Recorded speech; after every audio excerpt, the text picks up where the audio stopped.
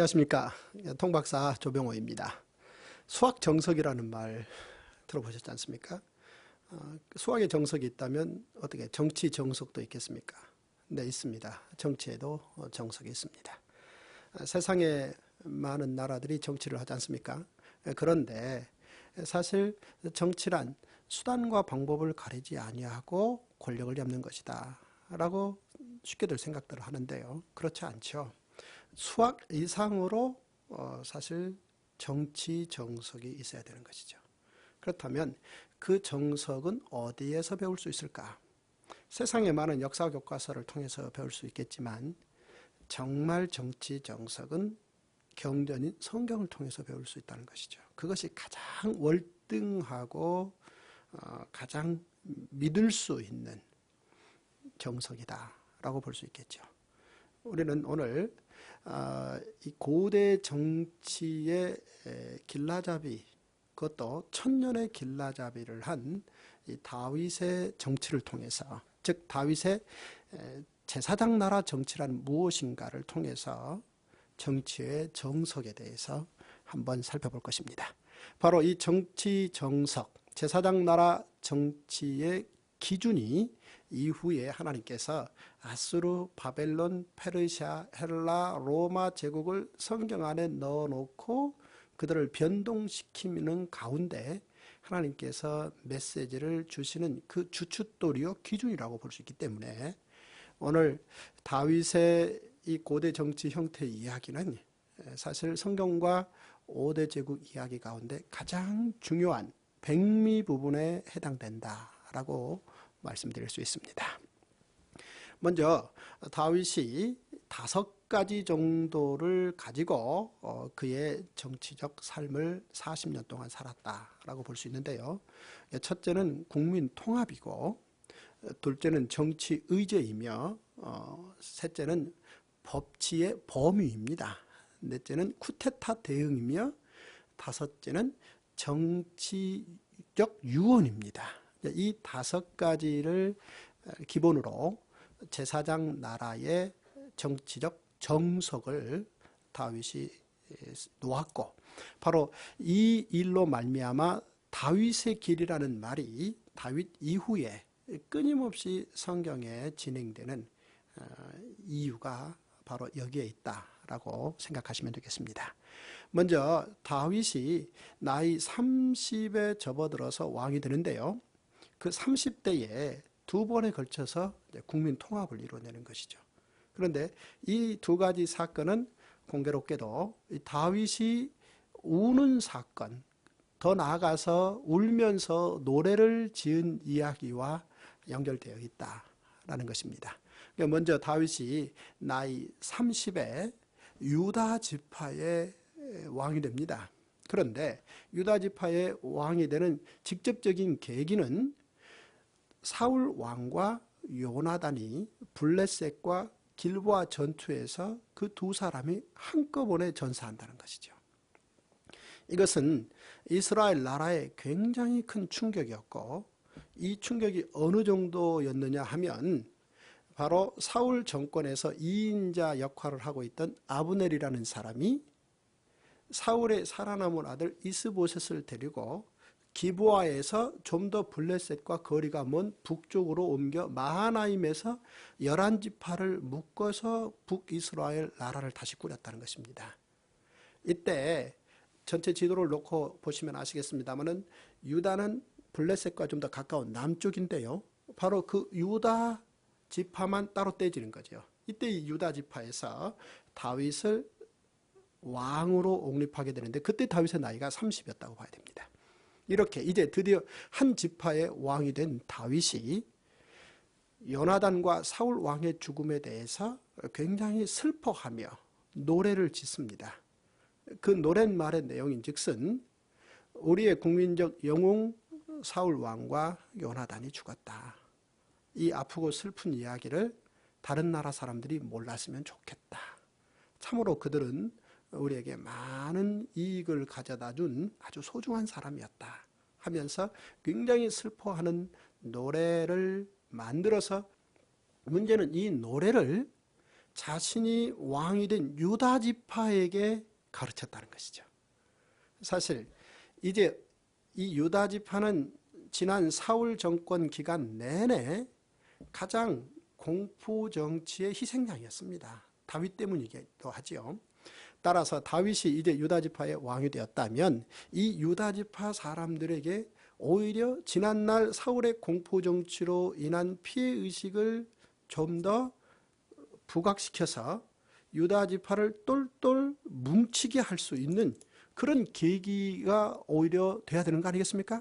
그런데 다윗은 궁극적으로 보면 그가 유다 지파의 왕이 아닌 이스라엘 전체의 왕으로서 그가 감당해야 될 정치적 몫이 분명히 뚜렷한지라 이 목표로 가기 위해서 오히려 유다 지파 사람들에게 사울의 죽음과 요나단의 죽음을 아파함으로 유다 지파의 그릇을 키워서 유다 지파가 기반이 되어서 결국 시간이 지나면 전체 국민적 통합을 이룰 수 있는 그런 장성한 그릇들로 자라기를 바랐다는 것이죠.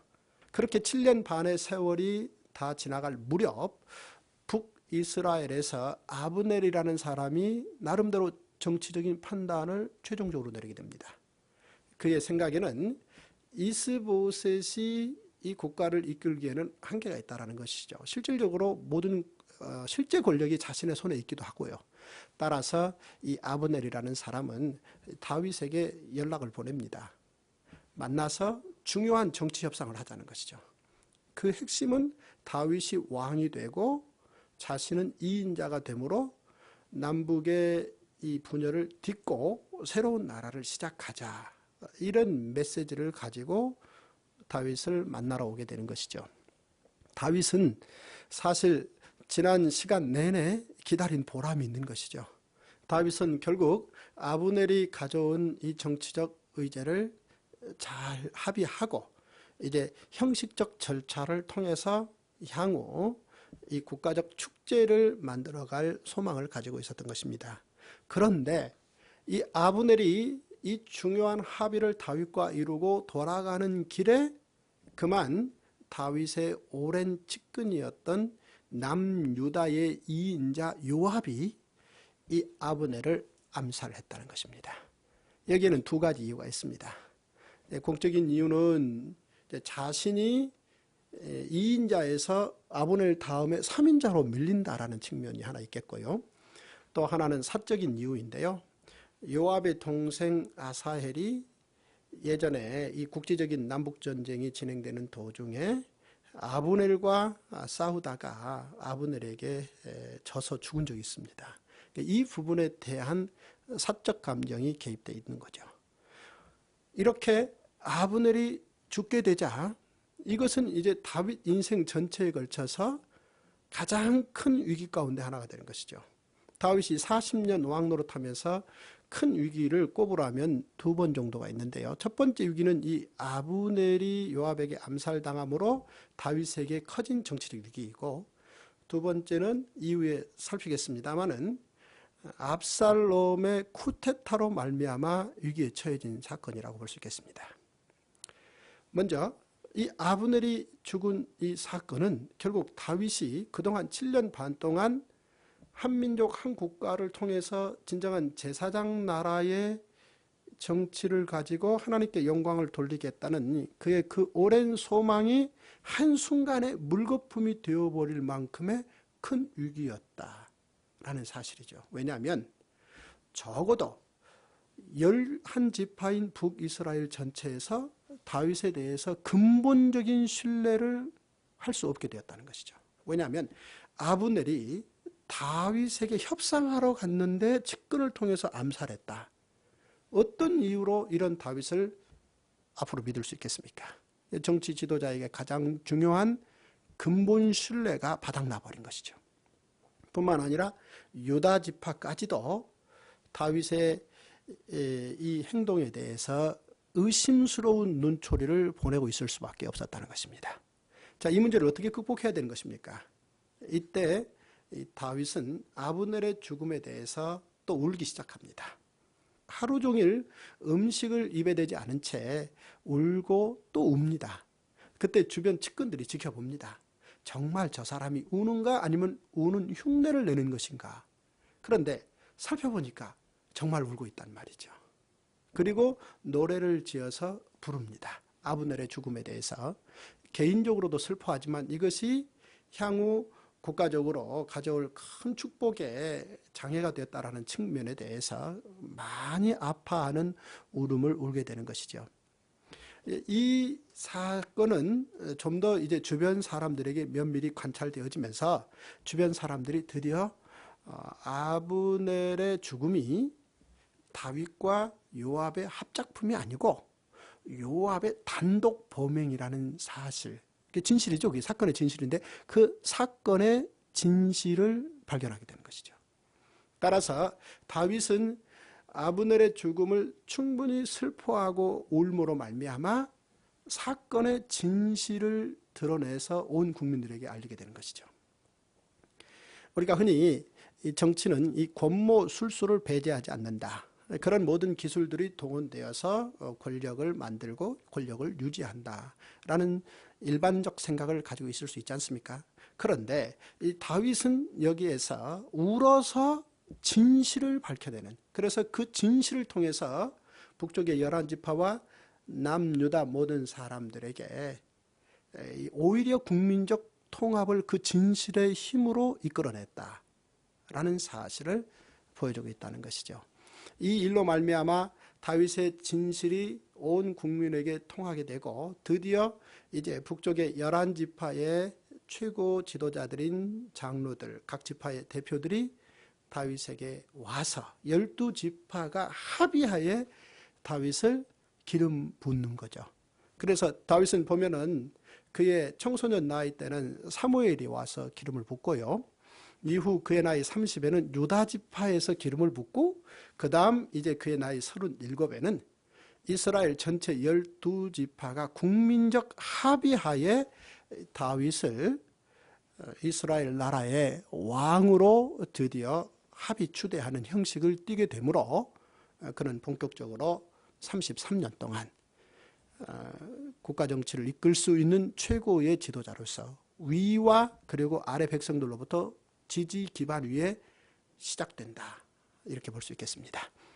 국민적 통합, 이것이 얼마나 중요한 것인가를 이제 다윗이 보여주었다라는 사실이고요. 두 번째, 그의 정치 정석의 중요한 주춧돌은 정치 의제입니다. 마땅히 이 개인이 아니고 국가를 이끄는 정치 지도자라면 국가의 방향이 어떠해야 하는가에 대해서 명확하게 그 비전을 제시해야 되는 거 아니겠습니까? 다윗 또한 이런 면에서 정치 의제를 정석화했다라는 사실을 볼 수 있겠는데요. 다윗이 정치 의제를 내놓은 건 세 가지입니다. 첫째는 수도 예루살렘을 정하는 일이고, 두 번째는 법궤를 예루살렘에 모셔오는 것이고, 세 번째는 그 법궤를 안치할 성전을 짓는 것이다. 이 세 가지가 다윗이 심혈을 기울였던 그의 국가 경영의 정치 의제였다라는 사실입니다.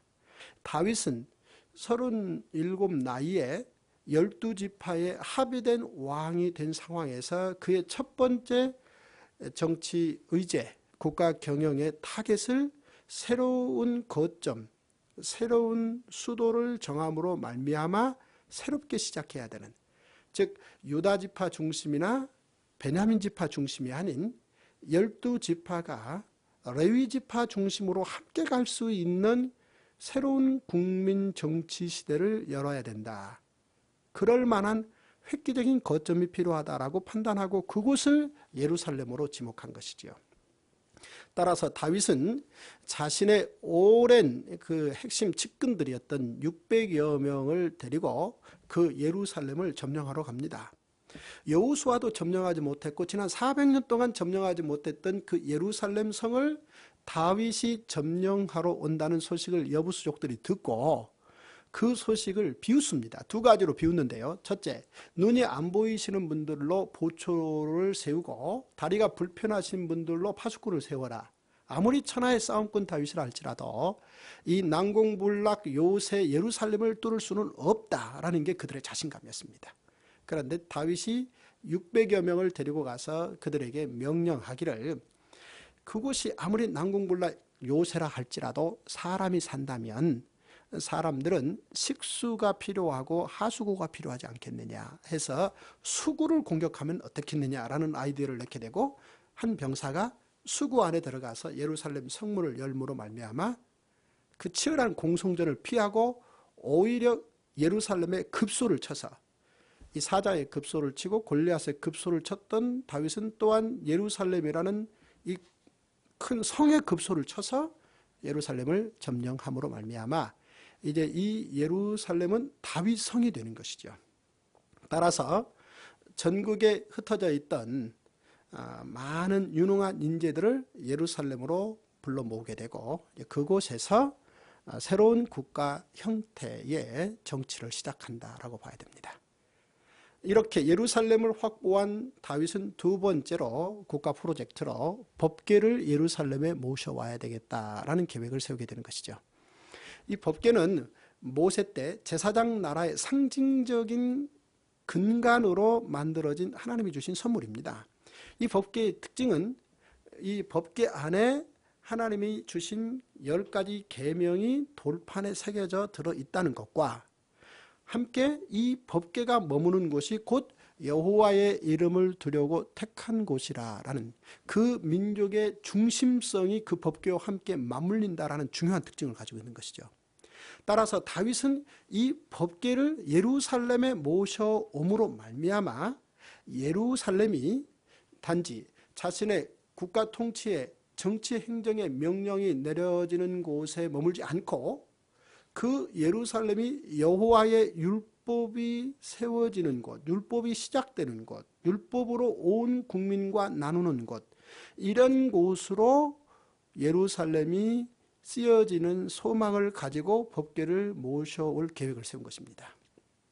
이 계획을 위해서 다윗은 이 계획에 참여할 빼어난 군사 3만 명을 동원해서 기란 여아림에 가서 법궤를 모시고 예루살렘으로 오지요. 문제는 그 행사가 진행되는 도중에 나곤의 타작마당에서 법궤를 실은 수레가 타작 소리에 놀라서 뛰자 우사가 그 법궤를 안전하게 붙들려다가 죽고 만 사건이 발생했다는 것이죠. 이 사건을 놓고 다윗 입장에서는 나곤이나 우사의 경솔함으로 이 사건을 덮어가 버릴 수 있는 것이죠.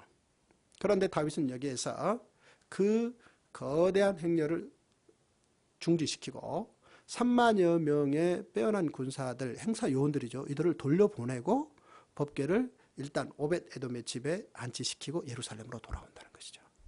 3, 4, 5 그들이 흩어지면서 그들이 혹시 이 법궤가 예루살렘으로 옮겨지는 일이 완료되지 않으므로 하나님의 이 의도가, 왜냐하면 법궤에 그런 의도가 많이 들어있다라는 게 그 민족들의 기본 생각이니까요. 베냐민 지파로 정통성이 가야 되는 게 아니냐라는 다윗에게 현실적으로 굉장히 불리한 정치적 소문이 커질 거라는 거 다윗이 예측 못했겠냐는 거죠. 그럼에도 불구하고 다윗 생각 속에는 권력이 아래로부터 올라오는 것도 분명히 무시할 수는 없지만 그러나 권력의 본질적인 속성을 좀 더 명확하게 해야 된다라는 면에서 사실 그 사건을 의미심장하게 파악했다는 것이죠. 이 말은 다시 말하면 다윗의 현실 정치의 극대화와 하나님의 정치의 극대화가 함께 통으로 묶인다는 것이죠. 이게 굉장히 중요한 부분이라 여겨집니다. 이후 석 달이 지나고 법궤가 잠시 머물게 된 오벳 에돔의 집에 좋은 일이 있다라는 사실을 발견하고 이번에는 다윗이 지난 행사 때 동원되었던 3만여 명 대신 제사장들과 함께 법궤를 모시러 갑니다. 지난 3개월 동안 다윗이 한 가지 발견한 사실은 법궤를 모셔오려고 하는 열정은 좋았지만 그 열정보다도 오히려 다윗이 법에 대해서 민감했어야 되는데, 즉 법궤를 모셔오는 법이 있는 거죠. 어깨에 메어서 오게 돼 있는데 수레에 실어서 오는 과정에 그런 사건이 발생했다라는 사실인 거죠. 해서 이번에 제사장들과 함께 가서 법궤를 어깨에 메어서 예루살렘에 모셔옴으로 말미암아 이제 예루살렘은 정치 행정 명령에 머물지 않고 여호와의 율법을 중심으로 정치 행정이 다시 재조정되는 형식을 띠게 된다라는 사실입니다. 세 번째 다윗의 중요한 정치 의제는 그 법궤가 더 이상 예루살렘에서 밖으로 나가지 않고 예루살렘에 안전히 거하였으면 하는 그런 간절한 바람을 표현하는 획기적인 도발적 상상을 하나님 앞에 기도로 올리는 것이었습니다. 그 도발적 상상의 내용인 즉슨 그 법궤를 안치할 집을 짓겠다는 것이죠. 일컬어 성전입니다. 이 계획을 나단을 통해서 하나님께 밝혔을 때 하나님께서 놀랍게도 이 계획을 수용하십니다. 이 계획을 나단을 통해서 하나님께 올렸을 때 하나님께서 이 계획을 수용을 하시는데 거기엔 조건이 있습니다. 너의 당대에는 준비만 하고 너의 아들 때에 성전을 지을 수 있도록 하라 라는 것이 하나님의 허락 조건이었습니다. 하나님께서 거기에 곁들여서 너의 후손들이 지속적으로 왕이 될 것이다 라고 약속을 함으로 말미암아 이 약속은 천년의 약속이 진행되는 것이죠. 즉 다윗 이후에 우리 예수님께서 메시아 즉 다윗의 자손 호산나 다윗의 자손 통치자로 오시는 그 근간이 이렇게 시작되는 거니까요. 다윗이 하나님 앞에 예루살렘의 이 통치가 하나님의 법으로 가는 그러니까 그 구체적인 내용으로 좀 더 들어가 보면은 이제 이 예루살렘은 성전이 지어짐으로 말미암아 법궤가 더 이상 옮겨지지 않으므로 여호와의 이름을 두려고 택한 곳이라는 의미가 더 이상 다른 데로 옮겨지지 않는 거죠. 이 법에 들어가 보면 율법에 들어가 보면 여호와의 이름을 두려고 택한 곳과 그리고 이스라엘의 3대 명절은 불가분의 관계가 있다는 거죠. 뗄래야 뗄 수가 없다는 거죠. 여호와의 이름을 두려고 택한 곳에 유월절, 오순절, 장막절 이 중요한 3대 명절 기간에 이스라엘의 모든 성인 남자들은 그곳에 모여야 된다는 것입니다. 우리의 명절은 설이나 추석은 대체적으로 보면 고향 중심이지 않습니까? 그런데 유대 민족의 명절은 성전 중심입니다. 따라서 법궤가 있는 바로 그 예루살렘에 지속적으로 성인 남자들이 모이므로 그곳은 왕이 거해서 행정적 명령에 하달이 시작되는 곳에서 훨씬 넘어서 하나님의 이름이 있는 곳으로 성인 남자들이 모여서 율법을 중심으로 국가 경영의 큰 틀을 재확인하고 그 부분에 대해서 다시 함께 소망을 품는다라는 그런 뜻을 담아냈다라는 사실을 우리는 기억할 필요가 있겠습니다. 이렇게 다윗은 그의 국가 정치 의제를 뚜렷하게 했다라는 사실을 보여주고요. 이어서 세 번째 법치의 범위라는 부분에 대해서 그는 명료하게 그의 삶의 사건을 통해서 보여줬다는 것이죠. 대체적으로 보면은 법은 모든 사람들 앞에 평등하게 적용되는가라는 문제의 질문이 남아있는 것이죠. 정의 문제가 바로 그런 문제인데요. 일컬어 치외복권이라는 말이 있다는 것입니다. 대체적으로 오히려 법을 준수시키고 법을 이끄는 총체적인 책임을 맡은 사람들 가운데 치외복권 영역에서 법을 자신과 적용시키지 않는 경우가 대부분이라는 것이죠. 그런데 다윗이 과연 통치자로서 이 법과 어떤 관련을 맺었는지 한번 우리는 사건을 통해서 볼 필요가 있겠습니다. 두 가지 사건을 통해서 볼 수 있는데요. 첫째는 그가 예루살렘 왕으로 기세 등등할 때 안타깝게도 잘못을 짓습니다. 그 내용인즉슨 우리아의 아내와 즉 밧세바와의 그 사건 아니겠습니까? 그런데 문제는 이 사건보다 더 큰 잘못이 밧세바의 남편 우리아를 명령을 통해서 죽였다는 것이죠. 그러니까 치열한 전투의 장소로 집어넣어서 어떤 증거나 흔적 없이 우리아가 죽을 수 있도록 명령을 통해서 죽였다는 것이죠. 따라서 이 부분을 지적한 나단에 대해서 얼마든지 자신이 가진 또 다른 국가 권력을 이용해서 그의 입을 막고 그 잘못 자체를 덮어버릴 수 있는 사람이지 않습니까?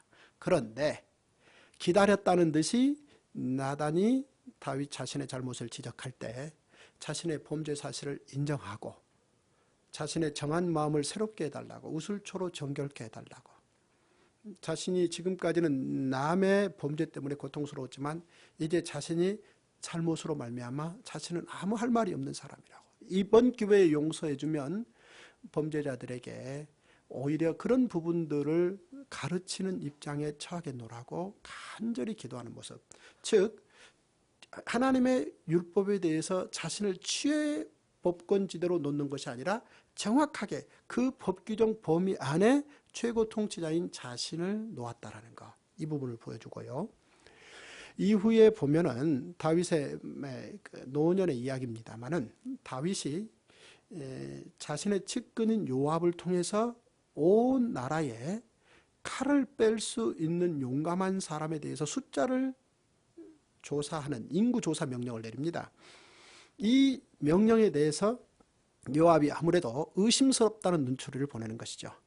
다시 말해서 다윗이 뭔가 이 정도 국가 경영을 해놓은 것에 대해서 굉장한 어떤 자부심이랄까, 이런 것들을 드러내는 게 요압의 눈에도 보였다는 것입니다. 그래서 요압이 이미 우리가 어림짐작으로 봐도 우리 국가는 아주 튼튼하고 힘센 국방력과 경제력을 가진 나라인데 그걸 꼭 조사를 통해서 확인해야 되겠느냐라고 이 의의를 제기합니다.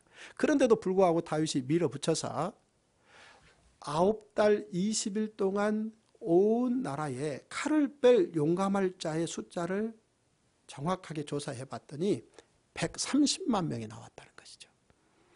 사실 어마어마한 숫자죠.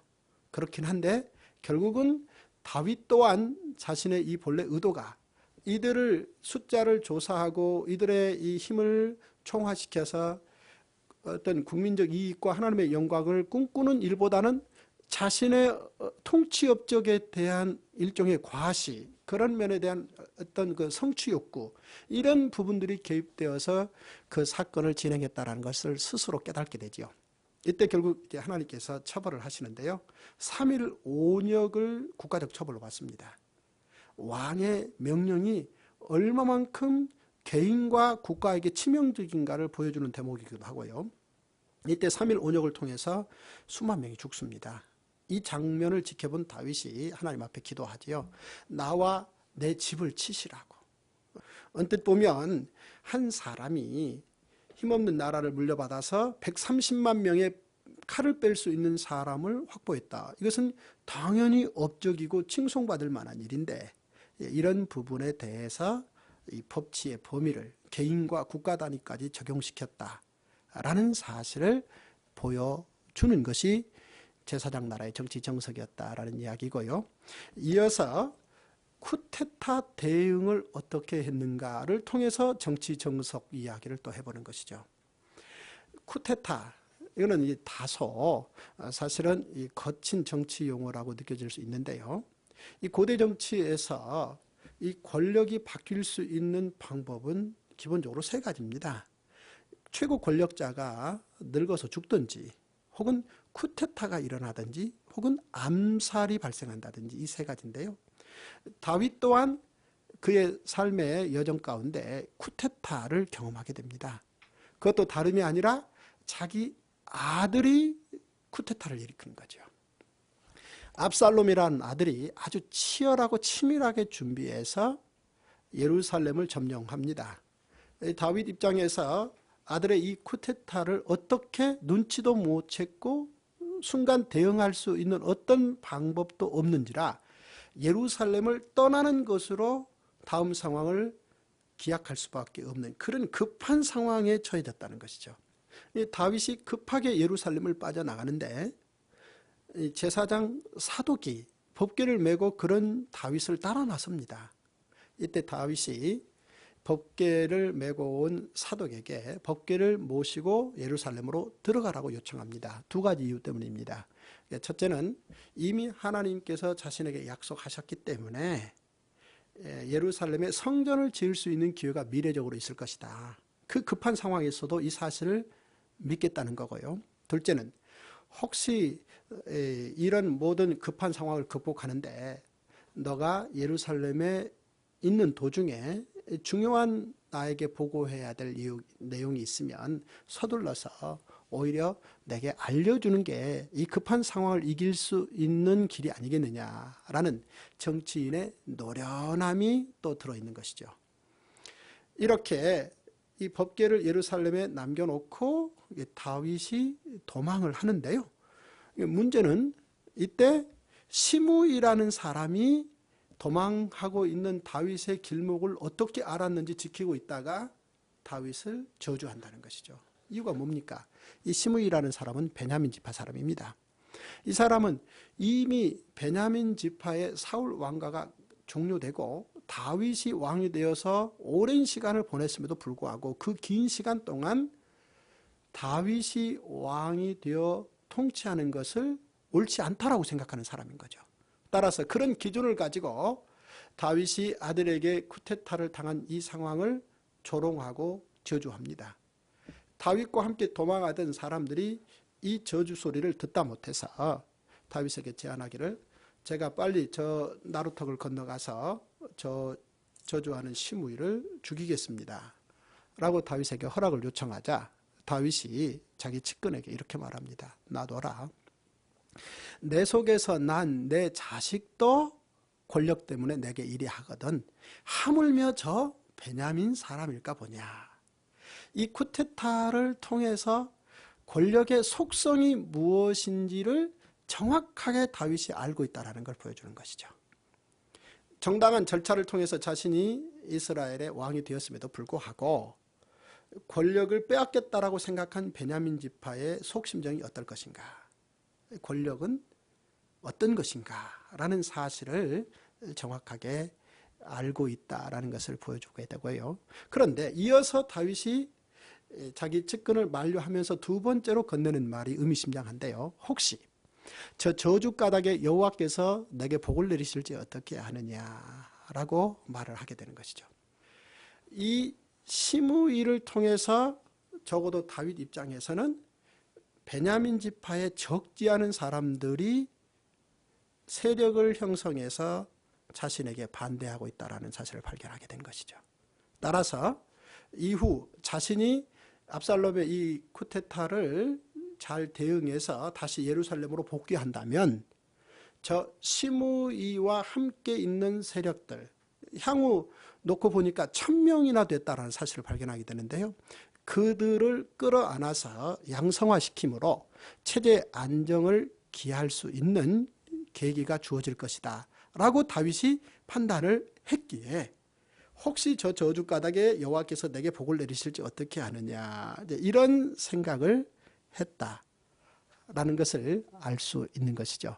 이제 이 세 번째 이 쿠데타 대응 가운데 굉장히 중요한 부분인데요. 실질적으로 이 쿠데타를 해결하기 위해서 이 다윗은 자기의 친구 후세를 거짓 투항시켜서 압살롬 진영으로 들여보낸다는 것이죠.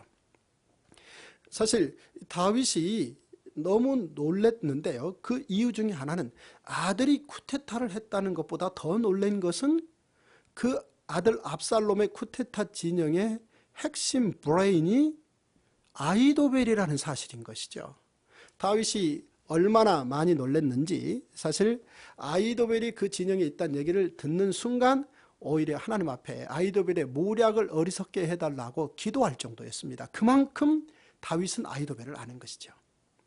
따라서 이 아히도벨을 상대할 누군가가 없다면 결국은 자신이 지금 예루살렘으로부터 멀어지면서 향후 어떤 가능성을 열어가려고 하는 이런 모든 노력들이 의미가 없을 수 있다라는 판단하에 후세를 예루살렘의 압살롬 진영에 들여보냅니다. 드디어 압살롬이 큰 틀에서 쿠데타를 성공한 상황에서 이제 도망나간 다윗 자신의 아버지를 어떻게 처리할 것인가를 놓고 핵심이 모여서 회의를 하는 것이죠. 이때 아히도벨이 계략을 내놓습니다. 지금 당장 12,000명의 군대를 자신이 이끌고 가서 도망 나간 다윗의 세력들을 무섭게 한 후 다윗만 죽여서 이 상황을 종료시키겠다는 것이죠. 즉 속전속결로 끝내야 된다는 것입니다. 그런데 이거는 압살롬의 눈이 후세 쪽으로 가고 있다는 것이죠. 이걸 지켜본 아히도벨이 속으로 역시 압살롬 넌 너희 아버지의 절반도 못 미치구나. 그러면서 그 순간 압살롬의 눈빛이 후세로 가는 순간 이제 다 성공한 이 쿠데타가 실패할 가능성이 있다는 것을 아히도벨이 느낍니다. 이제 드디어 이제 후세가 압살롬에게 말합니다. 아히도벨의 의견 괜찮습니다. 하지만 다윗이 누굽니까? 다윗은 사울 시대에 이 도망자의 천재입니다. 해리슨 포드보다도 훨씬 더 잘 도망을 하는 사람인데요. 한 번 숨으면 못 참습니다. 따라서 괜히 12,000명 데리고 가서 찾다가 찾지 못하면 다 이뤄놓은 이 쿠데타의 이 대세 성공을 흠이 가게 하니까 시간을 두고 천천히 해결하자. 이런 안을 내놓습니다. 이때 압살롬이 후세의 의견을 듣고 좋다라고 반응을 보이는 거죠. 이렇게 해서 아히도벨이 그 회의가 끝나자마자 나가더니 자기 오피스텔을 정리하고 나귀를 타고 집에 가서 스스로 목매달아 죽습니다. 왜 이렇게 아히도벨이 스스로 목매달아 죽는 것입니까? 이 사람은 자기 의견을 말했는데 자기 의견이 관철되지 않으면 스스로 목매달아 죽는 습관이 있는 사람입니까? 그런 사람이 아닙니다. 벌써 모든 상황 파악 끝낸 것입니다. 적어도 아히도벨은 후세가 예루살렘에 들어온 것 자체가 다윗의 손이 거기까지 긴 손이 미쳤다는 것을 안 것이죠. 사실상 압살롬과 아히도벨과 후세가 모여서 진행한 이 중요한 회의의 기획자는 다윗이었고 다윗의 손이 거기까지 뻗쳤다는 거죠. 압살롬만 몰랐지 아히도벨과 후세는 서로 알았다는 것입니다. 그런데 아히도벨 입장에서 압살롬에게 지금 이 회의의 손길이 다윗의 연출이다라는 이야기를 해도 압살롬은 결국 못 알아듣는다는 거죠. 따라서 아히도벨 입장에서는 압살롬에게 그런 얘기를 건넬 이유조차 없었다는 것이죠. 역시 아히도벨 생각 속에는 역시 정치 고수는 다윗이다 라고 생각을 했겠죠. 이렇게 쿠데타를 잘 대응함으로 말미암아 그 예루살렘으로 다시 다윗이 복귀하게 되고 성전 건축 준비를 함으로 말미암아 결국 그 성전 건축의 약속을 실행해내는 그 과정이 뒤이어진다라는 것도 생각해 둘 필요가 있겠습니다. 다섯 번째로 다윗의 정치 정석의 중요한 틀 중에 하나로 정치적 유언입니다. 개인적 유언은 그것은 사실 그다지 그렇게 중요하게 전달되지 않아도 문제가 없죠. 하지만 정치인의 유언은 이것은 국가 통치 차원의 문제인지라 결정적이라고 봐야 할 것입니다. 이전에 모세 같은 경우는 여호수아에게 유언을 했는데 창세기, 출애굽기, 레위기, 민수기, 신명기 일컬어 모세 오경이죠. 이 5권의 책을 중심으로 국가를 경영하라라는 유언을 했었습니다. 그런데 빈손으로 시작하다시피 해서 이스라엘 역사상 가장 풍요로운 경제력과 국방력을 갖춰놓은 나라를 아들 솔로몬에게 물려주는 다윗은 두 가지 형식의 내용으로 유언을 전합니다. 첫째는 그가 이제 나이가 어린 20살의 왕이 될 터인데 현실적으로 현실 정체를 어떻게 극복할 것인가 라는 이야기죠. 이를테면은 요압이나 시므이 같은 아주 노련한 이 정치인들이 사실 어린 솔로몬에게 부담이 될 텐데 이들을 어떻게 처리할 것인가 라는 이야기하고 또 하나는 바슬레 아들 기맘 같은 저 시골의 인재들까지 고루 등용해서 어떻게 국가를 경영할 것인가 라는 이야기를 약 한 3년 정도에 걸쳐서 진행할 내용을 전하고요. 그 다음 1000년의 성공을 위하여 제사장 나라의 정치 정석에 가장 중요한 유언을 하게 되는데 그 내용이 주의 율례와 계명과 법도대로 국가를 경영하라라는 이야기입니다. 즉 자신의 경험 이야기 말고 오히려 자신 이전 500년 전에 하나님이 모세를 통해서 주셨던 계시의 말씀, 창세기, 출애굽기, 레위기, 민수기, 신명기인데요. 이 내용을 가지고 자신이 법안에 적용을 받고 국가를 그렇게 적용시켜 통치할 때 천년의 축복이 기다린다라는 이야기를 유언으로 남겼다라는 사실인 것이죠. 자, 이렇게 다윗은 제사장 나라 정치의 정석을 5가지로 그의 삶을 통해서 실현했다는 것입니다. 국민을 통합하고 정치 의제를 분명히 하고 그 다음에 법치의 보미를 뚜렷하게 하고 쿠데타를 적절히 대응하고 정치적 유언을 실행했다라는 사실로 다윗이 왜 고대 정치의 길라잡이, 즉 정치의 안내자인지를 보여줬다는 것입니다. 성경과 정치 이렇게 밀접한 관련이 있고 이 이야기를 기준으로 해서 5대 제국의 변동 이야기를 하나님께서 기술해 가신다라고 볼 수 있겠죠. 지난 9월 11일 9.11 사태의 10주년을 맞이한 미국 대통령 오바마가 연설을 했습니다. 그런데 그 연설의 내용이 바로 시편 46편입니다. 하나님은 우리의 피난처시요 힘이시니 환난 중에 만날 큰 도움이시라. 그러므로 땅이 변하든지 산이 흔들려 바다 가운데 빠지든지 바닷물이 솟아나고 뛰놀든지 그것이 넘침으로 산이 흔들릴지라도 우리는 두려워하지 아니하리로다.